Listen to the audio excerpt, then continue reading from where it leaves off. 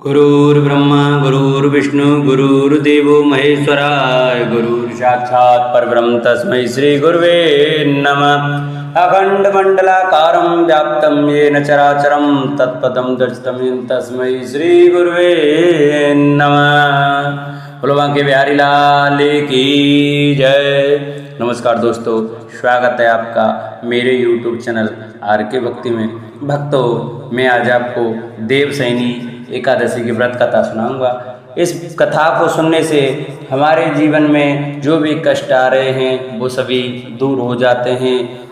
तो भक्तों, आइए हम अपनी कथा को प्रारंभ करते हैं। जो भक्त हमारे चैनल पर नए आए हैं, हमारी वीडियो को नए देख रहे हैं, वो हमारे चैनल को सब्सक्राइब करें, वीडियो को लाइक करें और कमेंट में ओम नमो भगवते वासुदेवाय, ओम लक्ष्मीपते नमः लिखना न भूलें। बोलो विष्णु भगवान की जय। देवसैनी एकादशी व्रत कथा। देवसैनी एकादशी का महत्व ब्रह्म वैवर्त पुराण में देवसैनी एकादशी के विशेष महात्म का वर्णन किया गया है। इस व्रत से प्राणी की समस्त मनोकामनाएं पूर्ण होती हैं।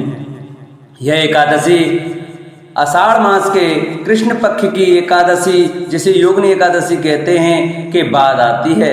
आषाढ़ मास के शुक्ल पक्ष की एकादशी को ही देवसैनी एकादशी कहा जाता है। इसी एकादशी से चतुर्मास का आरंभ माना जाता है। इस अवधि में कोई भी शुभ कार्य जैसे विवाह आदि नहीं किया जाता। मान्यता है कि इस दिन से भगवान श्री हरि विष्णु क्षीर सागर में शयन करते हैं और फिर 4 माह बाद उन्हें उठाया जाता है। उस दिन को देवोत्थानी एकादशी कहा जाता है। इस बीच के अंतराल को ही चतुर्मास कहा गया है। देवसैनी एकादशी को देवसैनी महा एकादशी, थौली एकादशी, हरि देवसैनी, पद्मनाभा सैनी तथा प्रबोधनी एकादशी भी कहा जाता है। देवसैनी एकादशी व्रत कथा।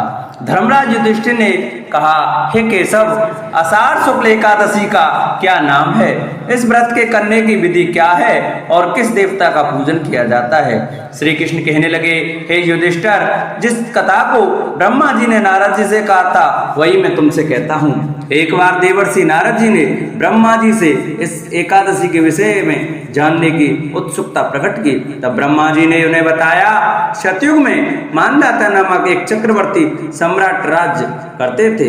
उनके राज्य में प्रजा बहुत सुखी थी, किंतु भविष्य में क्या हो जाए यह कोई नहीं जानता था।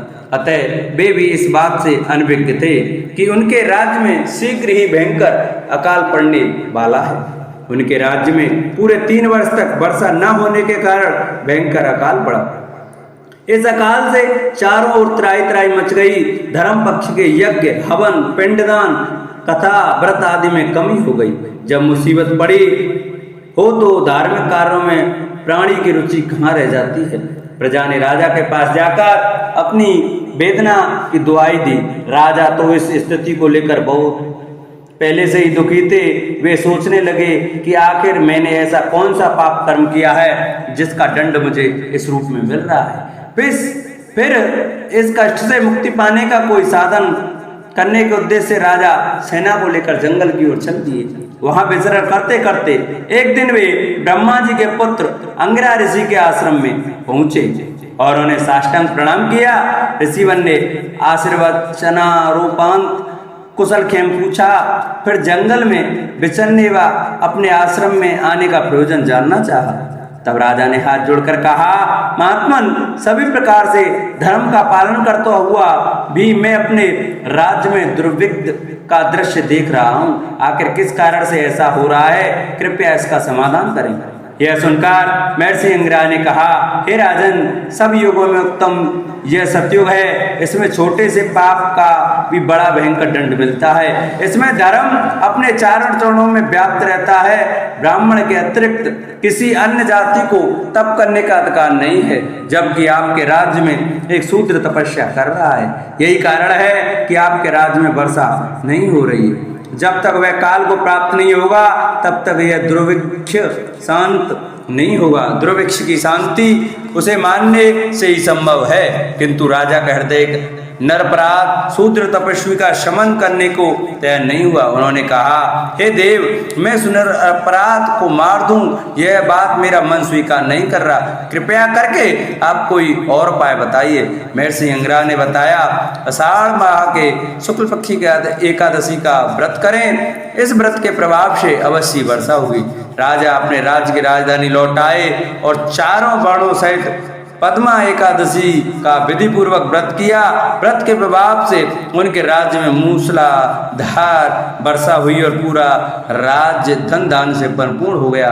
ब्रह्म वैवर्त पुराण में देवशयनी एकादशी के विशेष महात्म का वर्णन किया गया है। इस व्रत से प्राणी की समस्त मनोकामनाएं पूरी होती हैं और सभी कष्ट दूर होते हैं। बोलो बांके बिहारी लाल की जय। बोलो देवशयनी एकादशी माता की जय। जिन भक्तों को हमारी वीडियो अच्छी लगी हो वो हमारी वीडियो को ज़्यादा से ज़्यादा शेयर करें, चैनल को सब्सक्राइब करें और बगल में घंटा का बटन दबाना ना भूलें कि जो भी हम नई वीडियो अपलोड करें उसका नोटिफिकेशन आपके पास जरूर पहुंचे।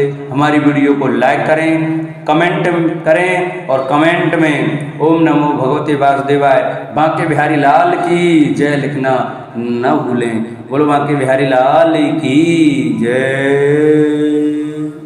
बोलो बांके बिहारी लाल की जय। नमस्कार दोस्तों, स्वागत है आपका मेरे YouTube चैनल RK भक्ति में। दोस्तों, मैं आज आपको 11 माता की कहानी सुनाऊंगा। कृपया उसे ध्यानपूर्वक सुने।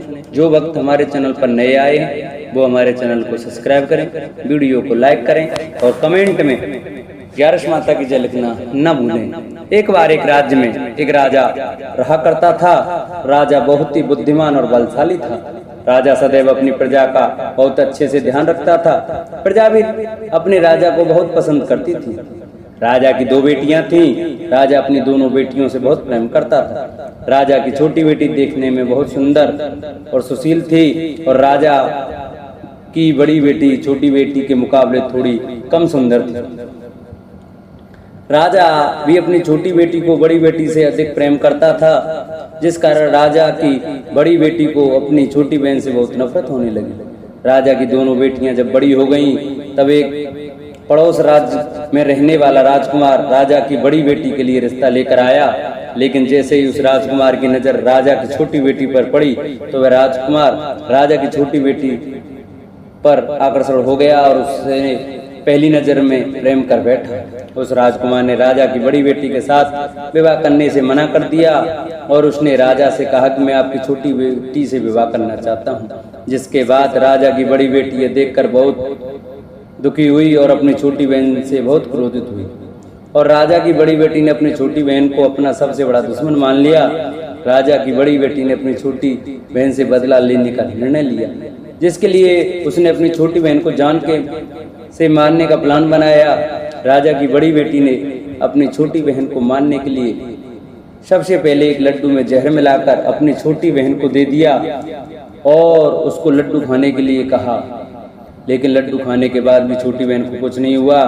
बड़ी बहन ये देखकर बहुत आश्चर्यचकित हो गई, लेकिन बड़ी बहन ने हार नहीं मानी और उसने जब रात में छोटी बहन अपने कमरे में सो रही थी तब एक मटके में सांप रखकर उसे कमरे में छोड़ दिया। लेकिन सांप भी छोटी बहन का कुछ नहीं कर पाया। जिसके बाद बड़ी बहन ने अपनी छोटी बहन से कहा कि चलो हम लोग कुएं में से पानी भरकर लाते हैं, जिसके लिए वे अपनी छोटी बहन को पानी भरने के बहाने कुएं पर ले गई और उसने अपनी छोटी बहन को कुएं में धक्का दे दिया। लेकिन छोटी बहन को तब भी कुछ नहीं हुआ, क्योंकि हर बार 11 माता उसकी रक्षा कर रही थी। और उधर बड़ी बहन अपने सारे प्रयासों के बाद असफल हो रही थी, जिससे वह बहुत क्रोधित होती जा रही थी। फिर उसने अपनी बेटी छोटी के बहन के पास जाकर उसने खुद ही पूछा कि मेरी छोटी बहन, तुमको पता है भगवान ने सबकी मृत्यु एक निश्चित समय पर लिखी हुई है और कैसे तुम्हारी मृत्यु होगी, क्या यह तुम जानती हो?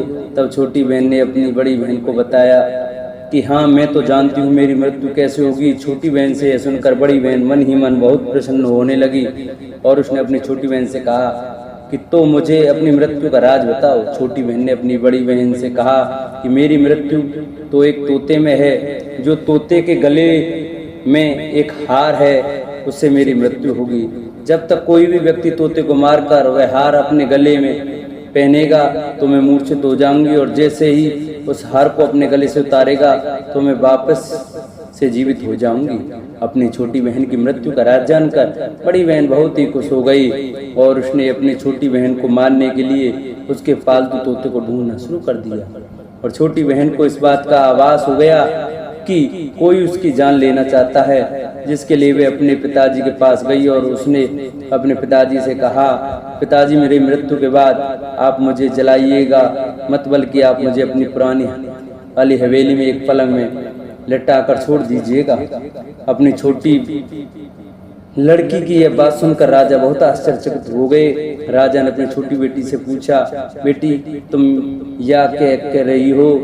तब राजा की छोटी बेटी ने बताया, पिताजी समय किसी के लिए नहीं रुका है, कब क्या हो जाए किसी को कुछ पता नहीं है। और फिर राजा ने अपनी छोटी बेटी से कहा कि तुम ऐसी बातें क्यों कर रही हो, 2-3 दिन में तो तुम्हारा विवाह है। लेकिन छोटी बेटी ने अपने पिताजी को ऐसा करने पर मजबूर कर दिया और उनसे वचन ले लिया।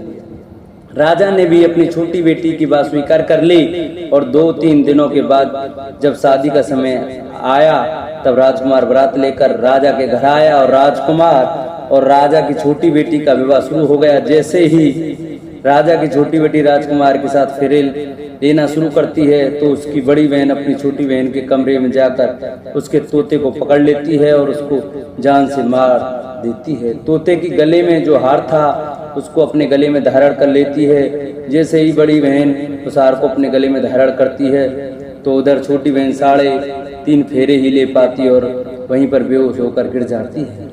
जिसके बाद राजा ने बड़े दर्द हकीमों को बुलाया और अपनी छोटी बेटी का इलाज करने के लिए कहा। राजा की बात सुनकर वैद्य भी छोटी बेटी को जब चेक किया तो राजा को बताया कि आपकी छोटी बेटी न तो जीवित है और न ही मरी हुई है, यह मैं ऐसा पहली बार देख रहा हूँ। राजा ने वैद्य और हकीम को यह बात बाहर बताने से मना कर दिया और उनको कहा कि अगर तुमने यह बात किसी को बताई तो हम तुम्हें फांसी देंगे। राजा ने अपनी छोटी बेटी को पुराने महल में जाकर एक पलंग में लिटा दिया और वहां पर कुछ सैनिकों को तैनात कर दिया।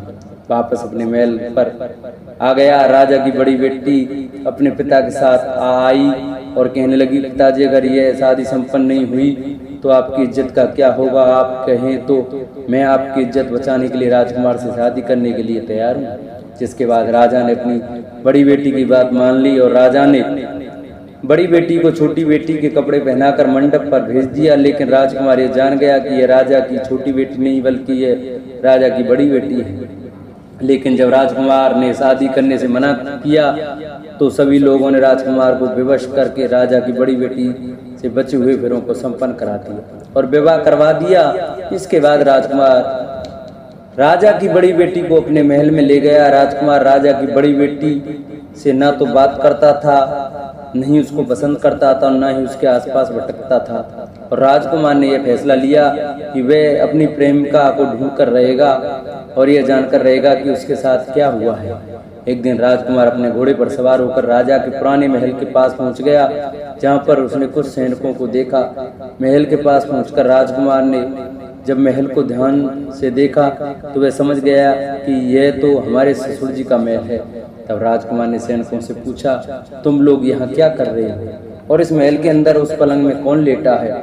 जिसके बाद सैनिकों ने बताया कि यहाँ वह राजा की छोटी बेटी लेटी है। यह सुनकर राजकुमार बहुत प्रसन्न हो गया और वह तुरंत अपनी प्रेमिका के पास पहुंच गया और उसकी सेवा करने लगा। जैसे ही रात हुई तो राजा की छोटी बेटी उठकर खड़ी हो गई। राजकुमार ये देखकर बहुत खुश हो गया और उसने अपनी प्रेमिका से पूछा कि तुम यहाँ क्या कर रही हो? तुम मेरे साथ मेरे घर चलो। राजा की छोटी बेटी ने राजकुमार को सारी बातें बता दी। मेरी जान एक तोते में बसी थी और मैंने ये बात सिर्फ अपनी बड़ी बहन को बताया था और मुझे पता है कि उसने ही मुझे मारने का प्रयास किया है। उसके पास एक हार है जिसको वह सुबह पहन लेती है और रात को उतार देती है। जब तक वह हार को पहने ले रहती है तब तक मैं मूर्छित रहती हूँ और जैसे ही वह हार को उतार देती है तो मैं जीवित हो जाती हूँ। और जब तक मेरी बड़ी बहन के पास वह हार है तब तक मैं ऐसे ही जीवित और मूर्छित होती रहूँगी। अगर मेरी बड़ी बहन के पास जो हार वे मेरे हाथ में लग जाए तो मैं हमेशा के लिए जीवित हो जाऊंगा। राजकुमार यह बात सुनकर राजा की छोटी बेटी के पास रहने का निर्णय ले लिया और उसने अपने बचे हुए सारे फेरे उस पलंग में लेटी राजकुमारी की छोटी बेटी के साथ लिए और अपना विवाह पूर्ण कर लिया और वहीं पर ही रहने लगा। देखते ही देखते कुछ समय में राजा की छोटी बेटी और राजकुमार की पत्नी पेट से हो गई। एक दिन राजकुमार को किसी काम से बाहर जाना पड़ा, तब छोटी बहन के पेट में बहुत तेज से दर्द होने लगा, जिसके बाद उसने 11 माता का आह्वान किया, जिसके बाद वह 11 माता प्रकट हुई और उन्होंने अपने भक्तों के दर्द को दूर किया और एक पुत्र की प्राप्ति करवाई। और वहीं पर अचानक से राजकुमार भी आ गया। राजकुमार ने 11 माता को देखा तो वह आश्चर्यचकित हो गया और उसने तुरंत माता को प्रणाम किया और 11 माता ने राजकुमार से कहा कि जब तुम्हारा तो 5 वर्ष का हो जाए तो तुम अपनी पत्नी का हार आकर इसके गले में डाल देना। और देखते ही देखते राजकुमार और राजा छोटी बेटी का पुत्र 5 वर्ष का हो जाता है। तो राजकुमार अपने बेटे से कहता है कि बेटा मैं कुछ काम से बाहर जा रहा हूँ, तुम अपनी माता का ध्यान रखना, और वहाँ से चला जाता है। राजा को बाहर निकलता देख बड़ी बहन के सैनिक देख लेते हैं और बड़ी बहन को जाकर सारी बातें बता देते हैं, जिसके बाद बड़ी बहन अपनी छोटी बहन के पुत्र को वहां से उठवा लेती है और उसको मरवा देती है। छोटी बेटी के पुत्र के 2 टुकड़े करवा देती है, पहला टुकड़ा चक्की के पास छुपा देती है और दूसरा टुकड़ा अपने पलंग के नीचे रख देती है। अब 11 माता भिखारी का रूप लेकर आती हैं, एक भिखारी का रूप धरकर बड़ी बहन के पास चली जाती हैं, जिसके बाद वहां पर भिक्षा मांगने लगती हैं। बड़ी बहन अपने नौकरों से कहती है जाकर भिक्षा दे दो, लेकिन जैसे ही नौकर 11 माता को भिक्षा लेने के लिए आते हैं तो माता उन्हें मना कर देती है और कहती है कि मैं तुम्हारी महारानी से ही भिक्षा लूंगी। जिसके बाद बड़ी बहन स्वयं भी भिक्षा देने के लिए माता के पास आती है। तब माता एक बिल्ली का रूप लेकर उसके कमरे में चली जाती है और वहां पर छोटी बेटी के पुत्र के 2 टुकड़ों को आपस में जोड़ देती है और उसे जीवित कर देती है। उसे वहां से ले जाती है। राजकुमार अपने बेटे को लेकर अपनी पत्नी के पास जाता है और उससे कहता है कि तुम इसका ध्यान रखना, अगर तुम इस बच्चे का अच्छे से ध्यान रखोगी तो मैं तुमसे बात करूंगा। एक दिन राजकुमार अपने बच्चे से कहता है कि तुम मम्मी से उनके गले का हार मांग लो। जिसके बाद राजकुमार का लड़का अपनी मम्मी के पास जाता है और कहता है कि मम्मी मुझे तुम्हारा हार चाहिए जो तुमने गले में पहन रखा है। यह सुनकर पहले तो बड़ी बहन क्रोधित होती है, पर उसको यह याद आता है कि राजकुमार ने कहा था कि अगर मैं इस बच्चे का ध्यान अच्छे से रखूंगी तो वह मुझसे बात करेंगे, जिसके कारण वह हार को उस बच्चे को दे देती है और वह तुरंत हार को ले जाकर अपने पिताजी को दे देता है। और तभी राजकुमार अपने बेटे को लेकर वहां से जाने लगता है और अपनी पत्नी से कहता है कि तुम हमारे लिए खाना बना कर रखना, मैं शाम को आकर तुम्हारे साथ खाऊंगा। और वह अपने बेटे को लेकर वहां से चला जाता है। जिसके बाद वह राजा के पास जाता है और उनको सारी बातें बता देता है। राजा अपनी बड़ी बेटी की यह करतूत सुनकर बहुत क्रोधित होते हैं और अपनी परवरिश पर ही दोष देने लगते हैं और राजकुमार को अपनी छोटी बेटी के साथ रहने का आदेश देते हैं। बोलो 11 माता की जय। जिन भक्तों को हमारी वीडियो अच्छी लगी हो वो हमारी वीडियो को ज़्यादा से ज़्यादा शेयर करें, चैनल को सब्सक्राइब करें, वीडियो को लाइक करें और कमेंट में 11 माता की जय लिखना न भूलें। बोलो 11 माता की जय। बोलो विष्णु भगवान की जय।